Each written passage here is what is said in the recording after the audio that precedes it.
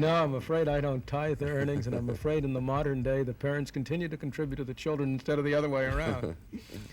But if I were still head of a family of four, I would be entitled to an exemption of $3,000 without paying a tax. That is, if I had an income of $3,000, I would have an exemption of $3,000, I would pay no tax. If I had an income of $4,000, I would have a positive taxable income of $1,000. I would be required to pay a tax on that $1,000. Suppose I have an income of $2,000.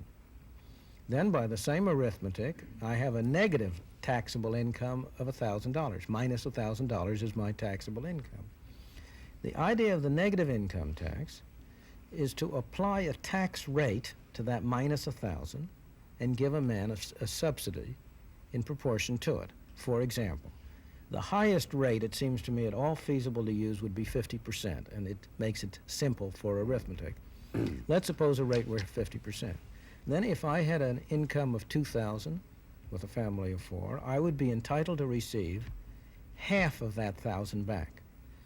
That is, I would get back $500 and end up with an income of $2,500 available to me. If I had zero income, if I had no income at all, then I would have a negative taxable income of minus $3,000. I would be entitled to receive half of that, or $1,500. And in this way, this program would say nobody in the country, no family of four in the country, shall have a smaller amount than $1,500 available for it for its purposes of consumption. That would be the negative income tax. Now, the point that I think it's urgent to stress to avoid misunderstanding is that while there's a guaranteed income, a minimum guarantee of $1,500, that income is not equal to the break-even point, the point at which you pay no taxes of $3,000.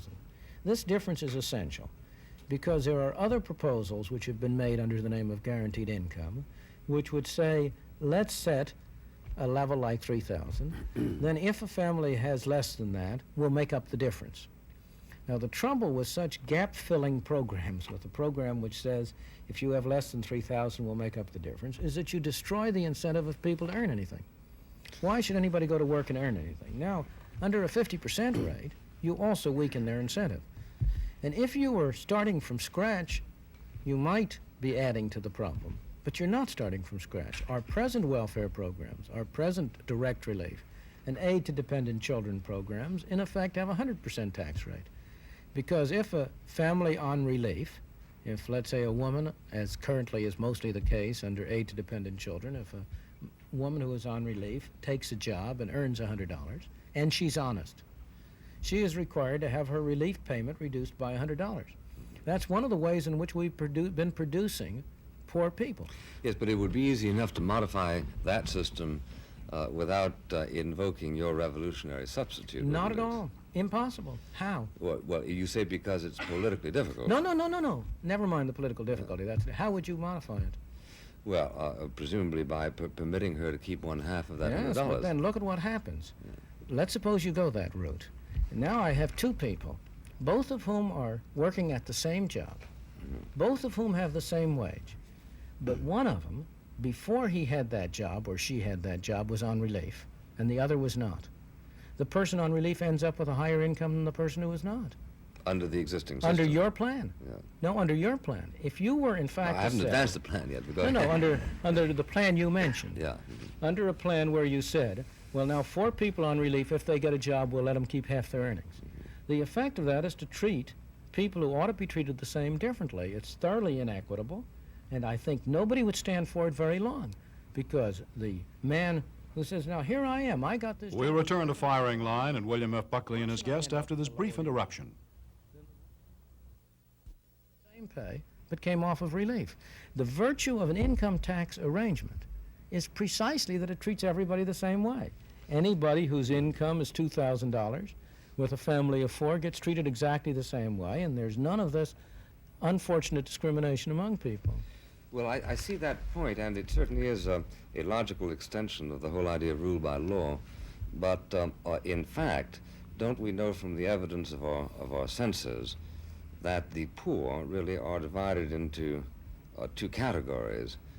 There are the poor who are victimized by circumstances. Let's say a Negro who leaves the South, arrives in New York, and finds that he is not in command of any negotiable skill, though he is anxious to work. That's one category. But the other category, and it is generally estimated that this would make up for about 50%, or the so-called disorganized poor, the people who are poor because they are completely unmotivated and because there is some sort of a neurotic block that keeps them from acting in the way that if you deal with universals, you would expect them to act. Now, you say, or do you say, that they should be treated alike? What are you going to do with a poor person who, having consumed his $3,000 or whatever it comes up to under the negative income tax, spends all of that on the races, and then turns to the community and says, this is the 2nd of January, and I have consumed my year's income. Now, meanwhile, I have 4 children. Well, in the first place, the negative income tax wouldn't work along those lines. It You give them wouldn't weekly be payments. I would treat the negative payments exactly the same way as you treat the positive income tax. What we do now is that a person who works files an exemption allowance and then gets his tax deducted at source from his wage. Mm-hmm. In the same way, for a person who works under a negative income tax, he would end up having his wages supplemented if he works, but his earnings are less than the exemption. He would end up getting his negative income tax From his with his paymaster, paycheck yeah. the same way, so he'd get it weekly. In the second place, those who do not work, if there are those who are not work, That's the one I'm talking about. are in the same position as those who do not work but have a positive income. They are required to file, you and I are required to file an advance estimate of income and to pay our taxes quarterly. Similarly, on the negative side, if you had people with low incomes, they would file an advance estimate of their annual Such as zero. Say, yeah. in which case it would be calculated out that they were entitled to receive so many dollars a week or a month, and they would get it in weekly or monthly payments. Now, suppose you did all that. There undoubtedly would still be some people who would dissipate it on booze or on the races. There are now. Is there any doubt whatsoever that people on relief are able to find ways of getting around? I know, the you may not be aware that, restrictions? I don't know how it works in Chicago, but for instance in New York, there are direct payments by some of the welfare agencies to houses, to yes, landlords, and that kind I of know. business, and occasionally it goes so far at the discretion of the caseworker, direct payments to grocers, so that X amount of shredded wheat instead of X amount of pot is delivered. Oh, I understand, but you and I understand the free market, and that shredded wheat, once delivered, doesn't have to stay in the home to which it's delivered. Let's not underestimate No, the but- ingenuity No, but of we- the poor people in converting That's right. what they get from the relief worker to what they want. That's true, but I think And we- that's we- just wasteful. Yeah. They would be far better off if we just gave them the money and let them spend it. No, but it seems to me that some very intelligent critics of your proposal, who are as wedded as you to the same ideals of freedom and so on, do make the point that in a full employment society, when you have people who resist employment because they are undermotivated, precisely what they then need is to be treated not as members of an equal category, but as individuals with individual problems, and that precisely what therefore is needed is the administration of welfare. Well, but let's take that argument. I think there's a great deal to the fact that many people do need this, but it's obvious that under present arrangements they don't get it. The welfare worker today is not really someone who is able. This is why welfare work is such an unattractive occupation, because a welfare worker is not in a position to help the relief recipient. Well, He some is are, a some policeman aren't. and a spy. He has to keep tabs on him to be sure he gets the money Well, right. Now, so is what- a school teacher. You can say that about a school teacher, but you can Yes, also... I would like to reduce the extent to which the school teachers are public servants and make them bring more competition into schools too. Yeah, But but do you consider it a spy in that rather perfidious sense? If you actually look in to find out whether or not, let's say, the 4 babies have been fed in the last 36 hours, or whether they've been inoculated. Yeah. That isn't what I was referring to. Well, was I would rather assume thinking not. of the- I would assume not. But therefore, the kind of spying that goes with caseworking is an act really of patronage, isn't it?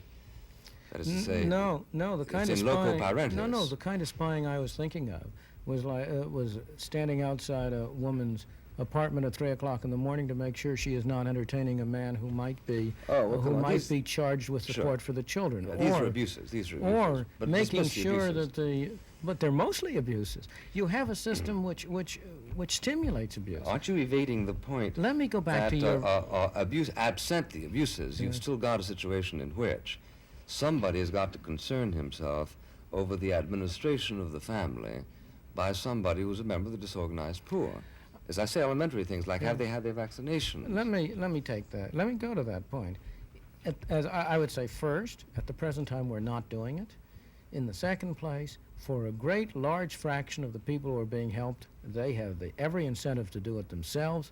If we give them the money, we will strengthen their responsibility. Third, under any system, you're going to have hardship cases. You're going to have the special problems. You're going to have the people you talk about. One of the great virtues of the negative income tax, in my opinion, is that by taking off the mass burden of income maintenance, it would make it possible for private charitable organizations to do a useful function of just the kind of thing you're talking about. I don't believe governmental civil servants can perform that function well. I believe the great virtue of private charity has always been that it was able to be individualized, that it was able to go to the particular person. The governmental welfare programs have destroyed private charity. Yes, but then of course, the question arises as a political matter, just as, for instance, you have written that one of the weaknesses of Keynesian fiscal policy is political. You know, it's hard to tax even in times of prosperity. But assuming that one were to launch the Friedman plan, isn't it likely in a democratic politics that you would end up increasing that lower level of guarantee to such a point as in effect to preempt the ad hoc supplements that would normally be given by a private and discriminating charity? As you know, in politics, you can't win an election without a candidate. You can't beat a candidate without another candidate. And the situation now is the same. We're comparing alternatives. The question is, of various alternatives, which is more subject to this danger? And it seems to me, experience suggests that our present welfare programs are clearly very much subject to this danger. Look at what's been happening. In a period of unprecedented prosperity and affluence, the number of people on the welfare rolls has been skyrocketing. Why? Because once they get on, we make it almost impossible for them to get off. In order for somebody who gets on to get off, he or she has to be able to have a really good job, because to earn a little bit, get off gradually, now doesn't pay. Under a negative income tax, you would have give the poor people a possibility of getting off gradually. They can earn an extra $100 or an extra $200 and be better off. Well, they would be earning... We'll pursue these issues further in just a moment. Of a non-existent... $1.25 is too high. Let's shrink it down to 75 cents and ask whether or not people would be willing to wash dishes 8 hours a day for 32.5 cents an hour, as opposed to simply doing away with that 32.5 cents an hour, enjoying the usufructs of idleness. Some of them might not. They do not now. Now you're asking them to do it for $0 an hour. And at least at 32.5 cents an hour, there would be a few who would, because they would see the opportunity of improving their condition by a small amount. I think, personally, I think that the great defect of our welfare programs and arrangements is that we have been too contemptuous of the poor.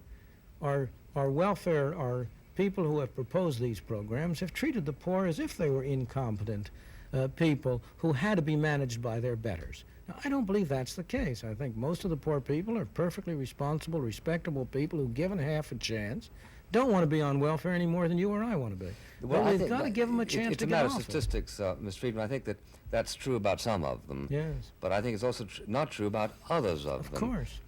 The man whose judgment I respect most in New York City arrives at the generality that it's about half and half in New York City. Well, wouldn't it be... And under the circumstances, it seems to me improper to create an exquisitely rational program such as the one that you are suggesting, when in fact it's going to leave completely untouched and perhaps even worsened the 50% of the so-called disorganized poor. I beg your pardon, it's not going to worsen them. It's going to give the opportunity a chance to work out with respect to the other 50%. It's obviously going to worsen them if in fact you make it possible for them to spend their income on matters that don't relate to health and shelter, whereas under the existing situation you at least oversee that health and shelter are administered. don't you? You're willing to take the word for the deed. You're willing to take the fact that you oversee for the